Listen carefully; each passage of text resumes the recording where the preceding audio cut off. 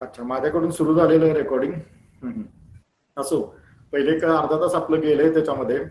थोडं लवकर लक्षात आलं असतं तर आपण कंटिन्यू केलं असतं. ठीक आहे. आता फॉर एक्झाम्पल आपण एक गृहीत धरू, मेष लग्न आहे. मेष लग्नाला अष्टमात वृश्चिक राशी येते, बरोबर.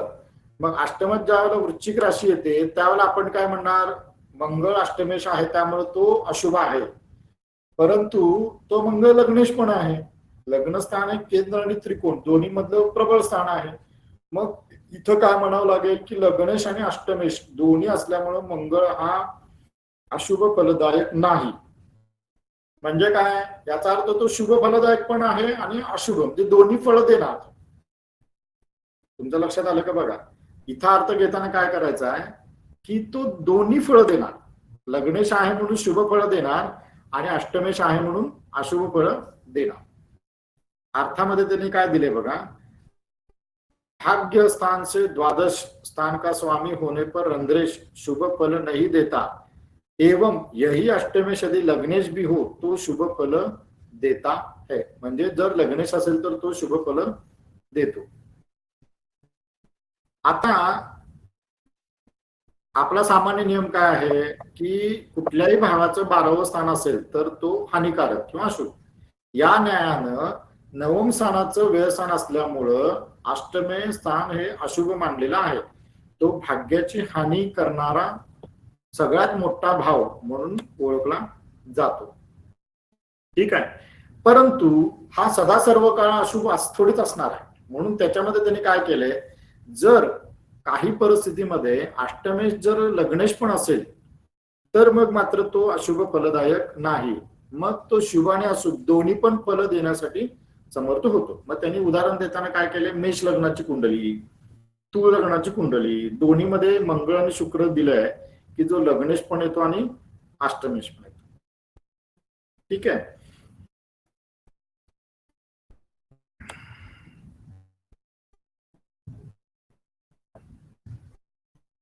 आता इथं एक त्यांनी प्रश्न विचारलाय, यहाँ आशंका यही होती कि भाग्य के व्याधिक होने के कारण अष्टमेश अशुभ तो हुआ, धन के व्याधिक होने से लग्नेश अशुभ क्यों नहीं होता.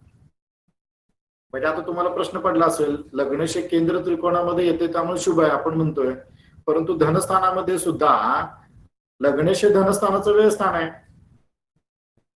मग ते पण बऱ्यापैकी अशुभ समजायला पाहिजे. तसं होतंय का इथं, तसं होत नाहीये. मग त्यांनी महाभारतातलं एक उदाहरण दिलेलं आहे. तो उदाहरण मुद्दा म्हणून मी नोट्स मध्ये घेतलेला आहे. उदाहरण काय दिले बघा, एक श्लोक आहे.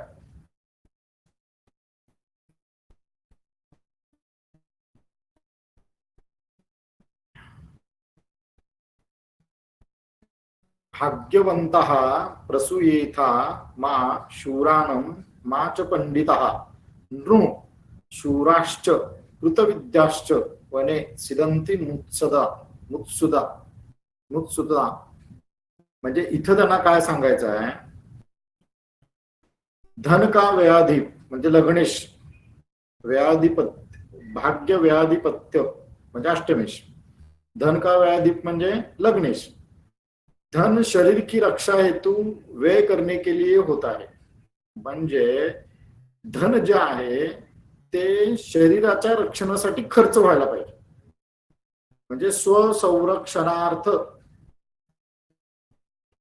त्यांना काय सांगायचं बघा, धन का व्ययाधिप लग्नेश है, धन शरीर की रक्षा हेतु व्यय करने के लिए होता है, इसीलिए यदि लग्नेश अपने धन का व्यय कारक हुआ तो उचित है, इसीलिए शुभ. बघा त्यांनी किती समर्पक उत्तर दिले की धन जे आहे ते स्वसंरक्षणार्थ किंवा शरीराच्या संरक्षणासाठी वापरावं, म्हणून त्याचा व्यय झाला तर चालतो, तो शुभच असतो. म्हणून धनेश जरी लग्नेशाचा व्यय असेल, लग्नेश जरी धनेशाचा व्यय असेल तरी ते शुभ आहे. आता तृतीय स्थानाचं उदाहरण दिलंय बघा. तृतीय पराक्रम स्थान आयु स्थान है, उसका व्ययाधि द्वितीय है, आयु के व्यय कारक होने से अशुभ और मारक हुआ है. आता तुम्ही म्हणताय द्वितीय स्थान मारक काय आहे, तर असंच आहे. मारक काय आहे, कारण ते तृतीयाचं वेळ स्थान आहे. तृतीय स्थान सहस्थान, भावंडाचं स्थान आहे, पराक्रम स्थान आहे, आयुस्थान म्हणून गणलं जातं. तर ह्या तिन्हींचं व्यय करतो, या तिन्हींचं व्यय करतो म्हणून त्याला मारक म्हणतात. आयु के व्ययकारक होने से अशुभ और मारक हुआ. हे द्वितीय स्थानासंदर्भात. तृतीय स्थानासंदर्भात आता पुढचं बघा, असं 12 घरांचं त्यांनी दिलेलं आहे. चतुर्थ सुखस्थान, सुखस्थान हे उसका व्ययाधिप तृतीयश होता, म्हणजे चतुर्थाचं व्ययस्थान तृतीय स्थान, इसीलिए सुख का व्ययकारक होने से तृतीयश अशुभ कहा गया है. म्हणजे तृतीयश अशुभ का म्हणतो, त्रिषडामध्ये तिसरं स्थान अशुभ का म्हणतो, कारण चतुर्थ स्थान हे सुखस्थान आहे, सुखाचं व्ययस्थान आहे म्हणून तृतीय अशुभ. चतुर्थ स्थान बघा, पंचम स्थान विद्यास्थान है, उसका व्ययाधिप चतुर्थेश है, वह यदि शुभ होकर विद्या का नाशकारक हुआ तो अनुचित है, पापी होकर विद्या का नाशकारक हुआ तो उचित ही है.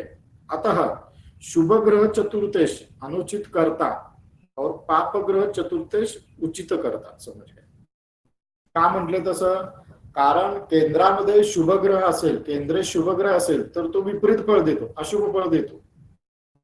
अतः शुभ ग्रह चतुर्थेश अनुचित करता म्हणजे अशुभ होणार, आणि जर तो पापग्रह असेल तर शुभ कारक म्हणजे. ठीक आहे, पुढचं बघा, पंचम स्थान. आता षष्ठ स्थान शत्रुस्थान आहे, त्याचं व्ययस्थान म्हणजे पंचम स्थान आहे, बरोबर आहे. शत्रु का नाश कारक होने से पंचम स्थान को शुभ स्थान कहा गया है. म्हणजे इथं त्यांनी काय सांगितले, 12 घर जे आहेत ते शुभ आणि अशुभ का आहेत. शत्रूचा नाश म्हणजे शुभ झालं म्हणून पंचम स्थानाला शुभ मानलं गेलंय. सप्तम स्त्री स्थान है, व्ययाधिप षष्ठेश है, वह स्त्री का व्ययकारक होने के कारण अशुभ है. षष्ठ स्थान हे, सप्तम स्थान हे काय, षष्ठ स्थान हे काय, सप्तमाचं व्ययस्थान आहे, बरोबर आहे, म्हणजे स्त्रीचं व्ययकारक आहे म्हणून षष्ठ स्थान अशुभ आहे. अष्टम आयुस्थान है, उसका व्ययकारक होने से सप्तमेश मारक आहे, म्हणजे आयुष्याला मारक स्थान दोनच होतात, एक द्वितीय स्थान आणि सप्तम स्थान. ते मारक का आहे, कारण तृतीय स्थानाचं व्ययस्थान आहे आणि हे अष्टम स्थानाचं एक व्ययस्थान. अष्टम स्थान आणि तृतीय स्थान हे आयुष्यकारक आहे. ह्या दोघांचं व्ययस्थान असल्यामुळं हे दोन्ही स्थान अशुभ मानली गेलेत किंवा मारक मानली गेलेत. नवम स्थान भाग्यस्थान आहे, त्याचं व्यय असल्यामुळे अष्टमेश अशुभ आहे. दशम स्थान कर्मस्थान आहे, बरोबर, आणि त्याचं व्यय होने के कारण नवमेश अपवर्ग दायक है, इसलिए शुभ कहा गया है. आता इथं त्यांनी दोन प्रकारे याचं विश्लेषण होत आहे. कर्मस्थान जे आहे, दशम स्थान कर्मस्थान मानले. कर्मस्थान हे संसाराला बांधतं किंवा संसारामध्ये गुंतवतं आणि त्याच्यापासून व्यय होतो, म्हणजे ह्या संसाराच्या बंधनापासून मुक्त होतं, त्याचा व्यय होतो, म्हणून एका दृष्टिकोनातून नवमेश सर्वोत्कृष्ट किंवा शुभ मानला गेला, कारण तो कर्मातून मुक्त करतो. ठीक आहे. आता ह्याच्या उलट आहे, ह्याच्या उलट काय आहे, तो का शुभ आहे, केंद्राधिपती जो आहे तो केंद्राधिपती हा अशुभ ग्रह असेल तर विपरीत फळ देणार, शुभ फळ देणार. जसं आपण चतुर्थाचं मागाशी बघितलं तसं दशम स्थानाचं पण आहे. त्यामुळं दशम स्थान जर शुभ असेल तर भाग्यस्थानामध्ये तुम्हाला साधारण अशुभ फळ मिळतं, भाग्येश, कारण ते दशमाचं व्यय करतं. शुभ असेल तर अशुभ मिळतं, अशुभ असेल तर शुभ मिळतं. पण इथं अर्थ घेताना आध्यात्मिक दृष्ट्या किंवा कर्माच्या दृष्टिकोनातून घेतल्यामुळं भाग्यस्थान हे सर्वोत्कृष्ट मानलंय. का, कारण आपल्याला या मायेतून किंवा संसाराच्या बंधनातून ते व्यय करतं किंवा मुक्त करतं. या अर्थाने इथं दशम स्थान घेतलेलं आहे. एकादश स्थानाचं बघा, एकादश स्थान लाभस्थान आहे, त्याचं व्यय दशम स्थान आहे. सेम शुभग्रह असेल तर लाभ का व्यय, आणि अशुभ असेल तर शुभकारक. दशमेश और पापग्रह होकर लाभ का नाशकारक हुआ तो अपने उचित कर्तव्य का कारण शुभ ग्रह कहा गया है. इथं सुद्धा घेताना तुम्हाला काय घ्यावं लागेल, एकादश लाभ स्थान है, उसका व्ययाधिप दशमेश यदि शुभ ग्रह होकर लाभ का व्यय कारक हुआ तो अनुचित कारक. शुभग्रह असून जर व्यय करत असेल तर अशुभ, आणि अशुभ असून जर लाभ करत असेल तर तो शुभ. वाईस वर्ष आपण ज्याला म्हणतो ते इथं समजून घ्यायचं आहे. आता द्वादस्थान बघा, द्वादस्थान व्ययस्थान आहे बरोबर, त्याचं व्यय द्वादस्थान व्ययस्थान आहे, त्याचं व्ययस्थान म्हणजे लाभस्थान आहे. व्यय का नाश, व्यय का नाश म्हणजे व्यय होऊ द्यायचा नाही म्हणजे लाभ व्हायचा, म्हणून लाभस्थान लाभस्थान आहे. ठीक है, परंतु वह व्यय का नाश करने, व्यय नहीं होने देने का कारण कष्टकारक होता है, क्योंकि आमद करने वाला यदि खर्चा नहीं करेगा तो अन्न वस्त्र भी मिलना कठिन होता है. म्हणजे जर मिळवणारा खर्चच केला नाही, खर्च केला नाही तर आपल्याला सुख मिळणार आहे का? नाही मिळणार. आणि दुसऱ्या अर्थाने त्यांना इथं काय सांगायचं आहे की वेळ का नाश करणे वाला, वेळ होऊच देत नाहीये, म्हणजे जे घालवायचं ते जात नाहीये, जे कष्टकारक आहे अशुभ आहे ते जात नाही, म्हणजे अशुभ तुमच्याकडे टिकून राहतं. बघा इथं माझ्याकडे कर्ज आहे, मी ते कर्ज फेडलंच नाही, कर्ज फेडलं तर मी पॉझिटिव्ह मध्ये आहे, कर्ज नाही फेडलं तर मी निगेटिव्ह मध्ये आहे, म्हणजे त्याचा नाश झाला, म्हणजे मी त्या वृत्तीचा नाश केला, म्हणजे कर्ज माझं तसंच राहिलं. जो व्यय व्हायचा आहे, ज्या कर्मातून बंधनातून मुक्त व्हायचा आहे ते मी झालोच नाही, म्हणजे मी त्यात अडकून राहिलो. म्हणून एकादश स्थान अशुभ मानलं गेलं. सेम आता लग्नाचं बघा, लग्न के व्याधि उसकी उपपत्ति म्हणजे युक्ति कहा जा चुकी है. इस प्रकार विवेक से भी स्पष्ट सिद्ध है कि त्रिकोण 159 के स्वामी शुभ कारक, त्रिषडाय के स्वामी पाप कारक तथा केंद्र के स्वामी शुभ ग्रह हो तो अशुभ कारक आणि पाप ग्रह हो तो शुभ कारक. 2, 12, 8 के स्वामी सहचर्य और स्थानांतर के अनुरूप फल देते एवं भावेशों में 4 प्रकार के तात्कालीन स्वभाव गुण सिद्ध हुए.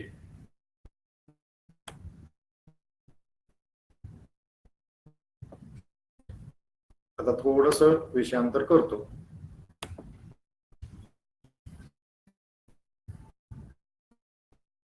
थोडा आता रिलॅक्स व्हा, श्वास घ्या व्यवस्थित. बोला सगळे सर. ही सगळी पीडीएफ सर एकदम टाका, म्हणजे एकदम पुढे असली म्हणजे बरं पडेल आम्हाला. सगळ्या पीडीएफ मी देणारच आहे तुम्हाला. काय आता फक्त एक ब्रीफ रिव्हिजन घेतो. ब्रीफ रिव्हिजन मध्ये तुम्हाला एक गोष्ट सांगतो की आपण जे 12 घरं बघितली, त्या 12 घरामध्ये आपण सुरुवातीला काय बघितलं, त्रिकोण स्थान बघितली, ती शुभ मांडली, उत्तर प्रबल होत जातात 1, 5, 9. ठीक आहे. नंतर आपण बघितली केंद्र स्थान 1, 4, 7, 10 मध्ये विश्लेषण बघितलं, शुभ असेल तर शुभ, अशुभ असेल तर अशुभ. त्याचबरोबर त्रिषडाय बघितलं, त्रिषडायमध्ये 3, 6, 11 बघितले. 3, 6, 11 मध्ये आपण काय बघितलं, हे नेहमी अशुभ फल देतात. नंतर आता परत आपण काय बघितलं, 2 आणि 12, 2 आणि 12, 2, 12 मध्ये काय बघितलं, सम बघितले. म्हणजे काय, ते ज्याच्या बरोबर असतील त्याच्यासारखं फळ देणार. म्हणजे पाणी आहे, पाण्याला रंग नाहीये, त्या पाण्यामध्ये लाल रंग मिक्स केला तर पाणी लाल रंगाचं होणार. त्या पाण्यामध्ये तुम्ही काळा रंग मिक्स केला तर पाणी काळं होणार. स्थानांतरानुगुण्येन आणि सहचर्यात 2 शब्द तिने वापरले, म्हणजे संबंधानं आणि एकमेकांच्या स्थानाप्रमाणे, म्हणजे त्या भावात असतील तर त्या भावेशाप्रमाणे, त्या राशीमध्ये असेल तर राशीप्रमाणे, त्या ग्रहाबरोबर असेल तर ग्रहाच्या गुणधर्माप्रमाणे ते फळ देतात. ठीक आहे. म्हणजे राहिला तर स्थान कुठलं, अष्टम स्थान.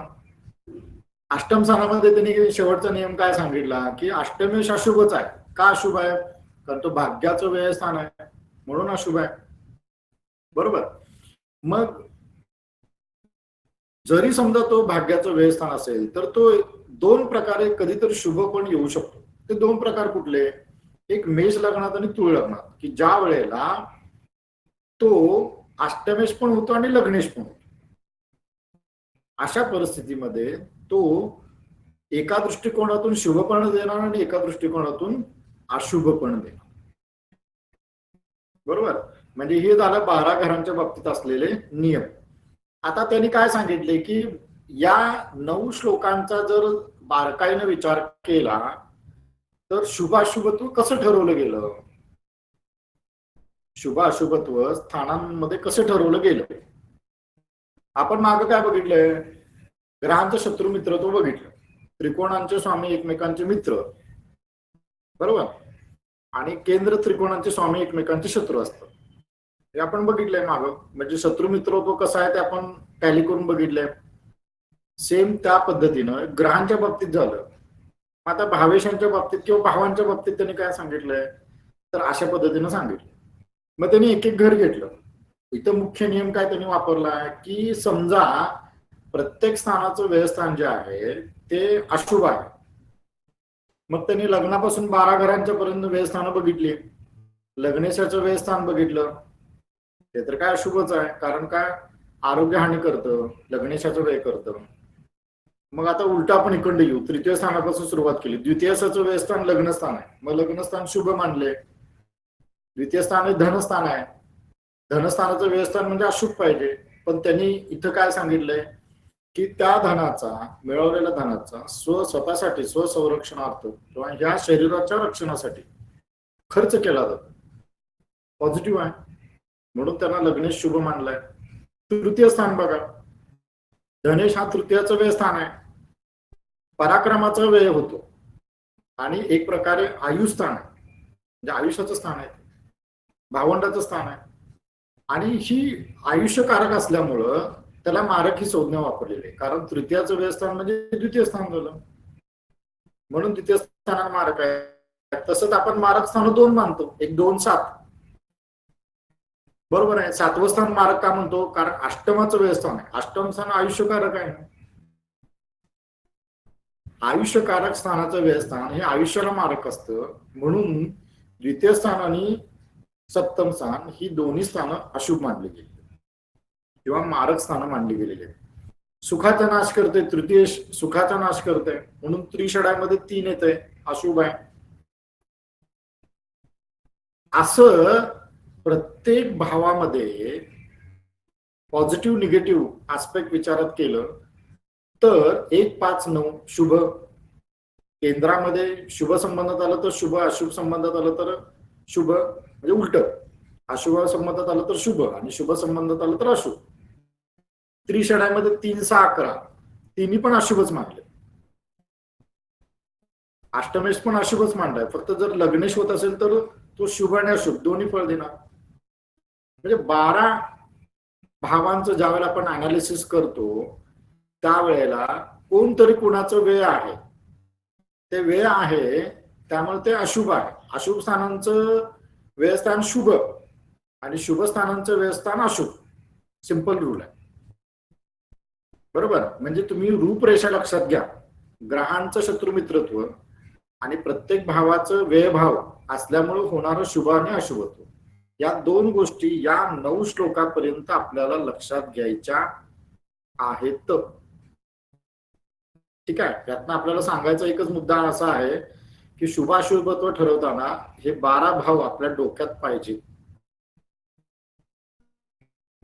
लक्षात आलं?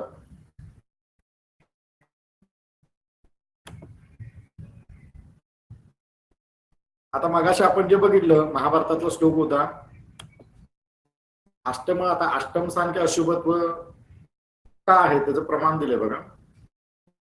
भाग्ये दृढे सर्व सुखम करस्थम भाग्ये विनष्टे सकलम विनष्टम भाग्य व्याधीशतया हि तस्मात् प्रोक्त अष्टमेशो अत्यंत शुभो मुनींद्रः शरीर माध्यम खलु धर्म साधनम धनतयादश्च भवन्ति पोषकाः.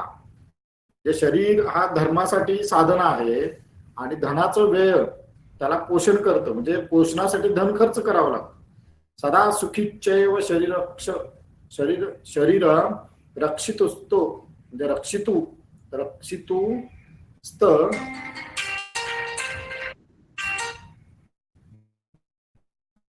अत्र सौम्य कथितो विलग्नपः.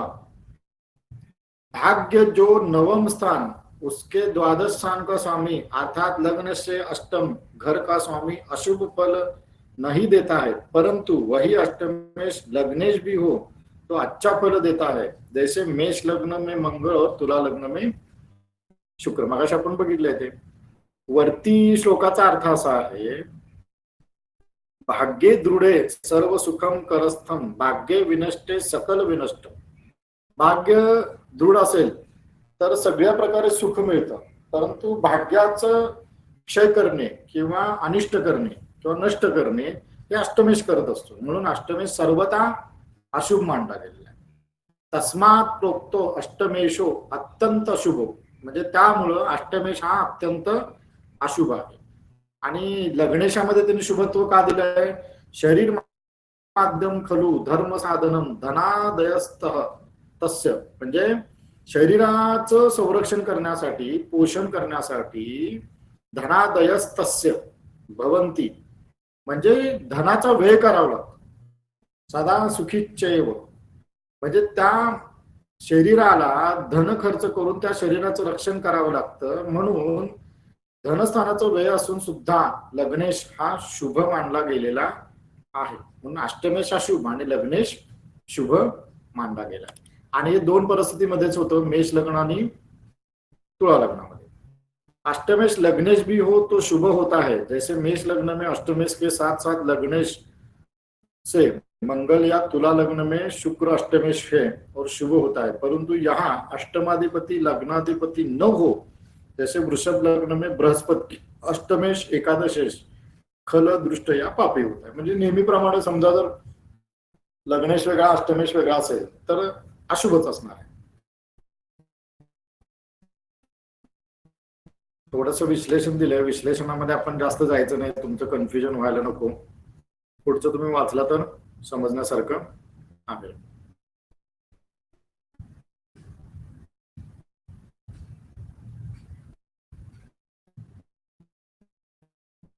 ठीक आहे. म्हणजे इथं फक्त आपल्याला एकच गोष्ट लक्षात ठेवायची आहे. आतापर्यंत झालेलं थोडंसं सारांश सांगतो तुम्हाला. मगाशी आपण परत एकदा रिपीट केलं तरी सुद्धा एकदा रिपीट करतो.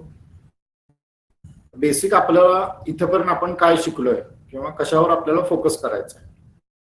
मुद्दा नंबर 1 असा फोकस करायचा आहे की शत्रुमित्रत्व ही रचना ज्या वेळेला झाली, 12 घरांची रचना ज्या वेळेला झाली, त्या 12 घरांमध्ये पृथ्वी गोल आहे, 360 अंशाचे आहे.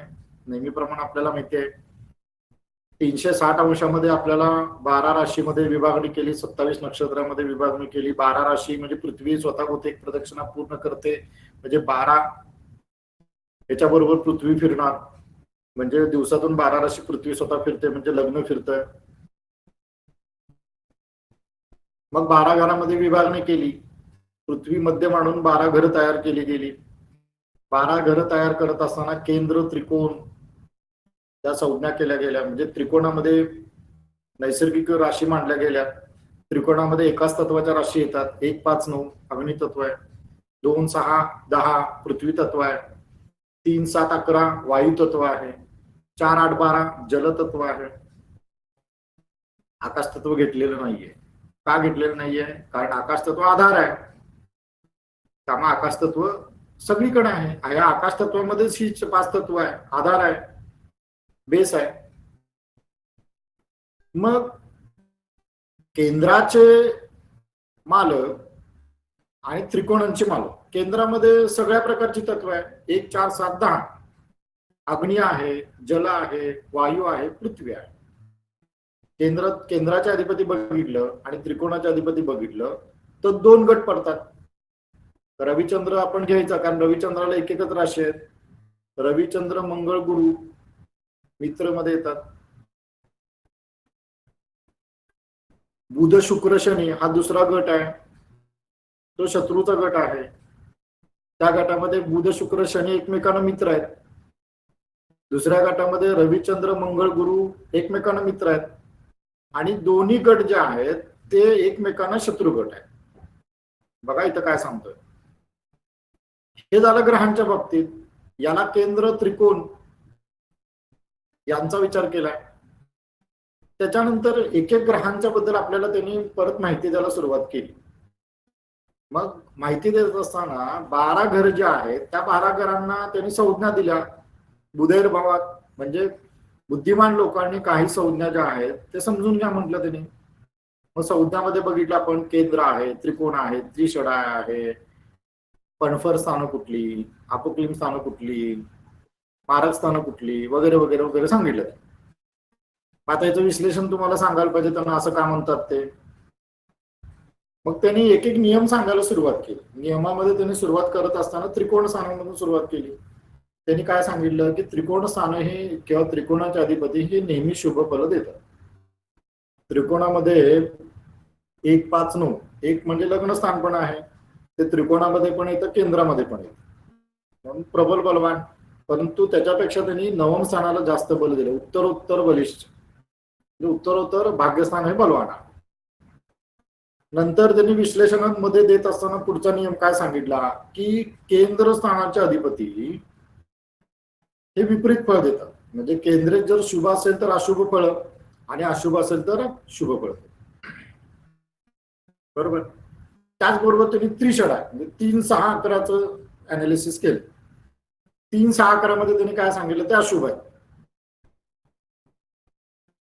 बरोबर. परंतु केंद्र, त्रिकोण आणि त्रिषडामध्ये त्यांनी अजून एक नियम काय सांगितला, समजा एखाद्या ग्रहाला 2 राशी आहेत, ठीक आहे, मग त्याची जर एक राशी त्रिषडामध्ये आली, एक केंद्रात आली, एक त्रिकोणात आली, तर काय म्हणजे एक शुभ आणि एक अशुभ आहे. त्यावेळेला त्यांनी काय सांगितलं, त्यावेळेला दोन्ही फळं जाणावं, शुभ असेल तर शुभ फळ जाणावं, अशुभ ठिकाणी असेल तर अशुभ फळ जाणावं. म्हणजे इथं त्यांनी कोऑर्डिनेशन सांगितलेलं आहे. म्हणजे आपल्याला इथं थोडंसं कोऑर्डिनेशन करायचं आहे, थोडीशी ऍडजस्टमेंट करायची आहे. म्हणजे आपलं लक्ष जायला पाहिजे की हा कुठं बलवान होतोय आणि कुठं वीक होतोय हे आपल्याला बघायचं आहे. नंतर केंद्र, त्रिकोण, त्रिषडा झाल्यानंतर 2 स्थानं उरतात, एक 2, 12 एक उरतंय आणि अष्टम स्थान एक उरतं. मग त्यांनी 2, 12 विषयी परत नियम काय सांगितला, 2, 12 विषयी नियम काय सांगितला की त्याच्यामध्ये सहचर्य आणि स्थानांतर या 2 योगानं त्याचं फळ शुभ किंवा अशुभ जाणार. मी थोडक्यात हे पाण्यासारखं काम आहे यांचं. पाण्यात जो रंग मिक्स करेल त्या रंगाप्रमाणे ते पाणी दिसणार. साधं सिंपल उदाहरण द्या. म्हणजे याचा अर्थ काय, ते ज्या भावाबरोबर आहे, ज्या भावेशाबरोबर आहे, ज्या राशीमध्ये आहे, ज्या ग्रहाबरोबर आहे, त्या ग्रहांच्या राशींच्या गुणधर्माप्रमाणे त्यांची फळं जाणार. सिंपल. राहिला आता अष्टमेश, एकच स्थान राहिलं. मग अष्टमेशाचा त्यांनी नियम काय सांगितला, अष्टम स्थान सर्वथा अशुभ, भाग्य व्ययाधिपत्य, भाग्याचं व्यय करतं म्हणून तो अशुभ मानलं गेलं, नो डाऊट. परंतु परत त्यात त्यांनी काय सांगितलं, 2 परिस्थितीमध्ये तो शुभ समजावा. 2 परिस्थिती कुठल्या, एक मेष लग्नाला आणि तुळ लग्नाला, की जो लग्नेश पण आहे आणि अष्टमेश पण. त्यावेळेला कोऑर्डिनेशन करा म्हणतात, म्हणजे तो शुभ आणि अशुभ दोन्ही फळ तिथं देतो. ठीक आहे. म्हणजे इथपर्यंतच्या चित्रामध्ये तुम्हाला एवढंच फक्त मी आता सांगितलेलं क्लिअर विजन पाहिजे. या 12 ग्रहांची, 12 घरांची कन्सेप्ट कशी आहे, कोण शुभ आहे, कोण अशुभ आहे, याचं अनालिसिस इथं दिलंय. इथं तुम्हाला हे पण दिलंय, आता या ग्रहांना शुभ आणि अशुभ का म्हणायचं, कारण भाग्यस्थान हे प्रबल बलवान, भाग्याचं व्यय करणारं अष्टम स्थान, म्हणजे त्याला रंध्रस्थान म्हणतो. भाग्य व्ययाधिपत्येन रंध्रेशो म्हणतो. रंध्रेशो म्हणजे अष्टमेश, हा प्रबळ अशुभ आहे. मग प्रत्येक भावाचा व्ययस्थानाचा अधिपती हा त्या भावाचा व्यय करतो, हा कॉमन नियम.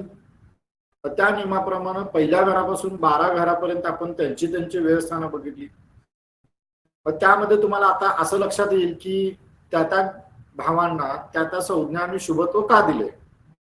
आपण आता मारक स्थानं बघितली, मारक स्थानामध्ये 2 आणि 7 आहेत, ही कुणाची व्ययस्थान आहेत, तर ही तृतीय स्थान आणि अष्टमाची व्ययस्थान का आहेत, कारण ही आयुष्यकारक आहेत, आयुष्याचा व्यय करणारे आहेत, म्हणून यांना मारक म्हटले. आपण पंचम स्थान आणि भाग्यस्थान पण बघितलं. पंचम स्थान हे षष्ठाचं व्यवस्थान आहे, म्हणजे शत्रूचा नाश करणार आहे, रोग नाश करणार आहे, म्हणून ते शुभ मानलं गेलं. भाग्यस्थान आपण दशमाचं व्यवस्थान आहे, संसार कर्म बंधन ह्यातून सोडवण्याचं किंवा यांचा ऱ्हास किंवा व्यय करण्याचं काम, जे एकूण आपल्याला कर्म भोगून पुढे न्यायचं काम करतं, भोगूनच नष्ट होतं, त्याचं व्यवस्थान आहे. उलट ते शुभ आहे. जसं लग्नस्थान हे द्वितीयाचं व्यवस्थान आहे, धनाचं व्यवस्थान आहे, परंतु धनाचा व्यय स्वसंरक्षणार्थ शरीराच्या पोषणासाठी केला जातो, म्हणून ते शुभ मानले. तसंच आध्यात्मिक दृष्टीने अर्थ घेतला तर भाग्यस्थान दशमाचं व्यवस्थान असून सुद्धा शुभ आहे. लाभस्थानाला अशुभ का म्हटलंय?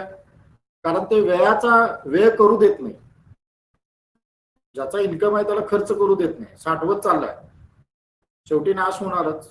अतिरेक सर्वत्र वर्जते, अति सर्वत्र वर्जते. थोडा फिलॉसॉफिकल व्ह्यू सुद्धा इथे तुम्ही विचारात घ्यायला पाहिजे.